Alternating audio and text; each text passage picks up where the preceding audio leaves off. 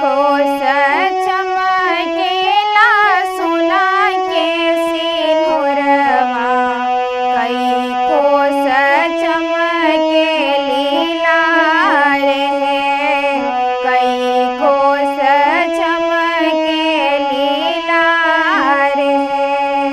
कहवा में बैठेली बेटी हो, कवन बेटी बैठेली पापा के जांग है, बैठेली चाचा के जांग है, बैठेली बाबा के जांग है।